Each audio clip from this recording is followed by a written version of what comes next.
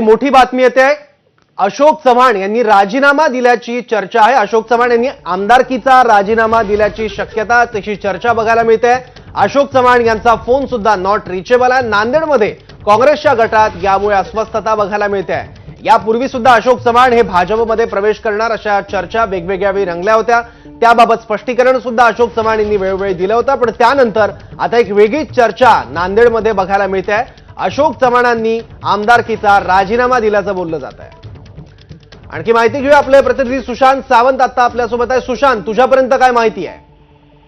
सौरभ, जी आपल्याला माहिती मिळते त्यानुसार अद्याप त्यांनी राजीनामा दिला नाही, मात्र ते लवकरच राजीनामा देतील अशी देखील माहिती मिळते।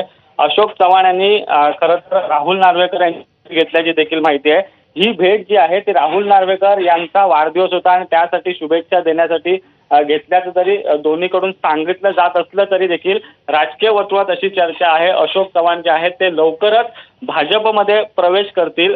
कारण आपण जर बघितलं असेल तर गेल्या काही दिवसांपासून अशोक चव्हाण हे भाजपमध्ये प्रवेश करतील अशी माहिती मिळत होती, मात्र आता ते कधी प्रवेश करतील हे अद्याप स्पष्ट झालेलं नाही। मात्र आज सकाळपासूनच खरं तर चर्चा सुरू होती की अशोक चव्हाण यांनी राजीनामा दिला, अशा काही पोस्ट ज्या आहेत त्या सोशल मीडिया व्हायरल झाल्या होत्या, मात्र अद्याप त्यांचा राजीनामा अध्यक्षांकडे गेला नाही अशी देखील आपल्याला माहिती मिळते। सौरभ, सुशांत, यामुळे काँग्रेसच्या गोटामध्ये काहीशी अस्वस्थता पसरली आहे, कारण यापूर्वी सुद्धा अशोक चव्हाणांच्याच बाबतीत वारंवार या चर्चा होत आहेत। नक्कीच सौरभ, जर आपण बघितलं असेल तर काँग्रेसमध्ये सध्या धक्क्यावर धक्के बसताना दिसतात। आपण बघितलं असेल बाबा सिद्दीकी असतील, मिलिंद देवरा यांनी काँग्रेस सोडली आणि त्यानंतर एक काँग्रेसमध्ये भाजपमध्ये येईल अशी चर्चा काही महिन्यांपासून रंगली होती। अनेकदा अशोक चव्हाण यांचं नाव घेतलं जात होतं, मात्र आता जी माहिती मिळते त्यानुसार लवकरच अशोक चव्हाण जे आहेत ते लोकसभा निवडणुकीच्या तोंडावर भाजपमध्ये प्रवेश करू शकतात असं कळतंय।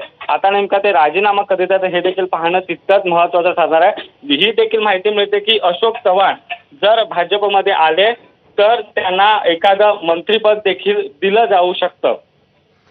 बरोबर,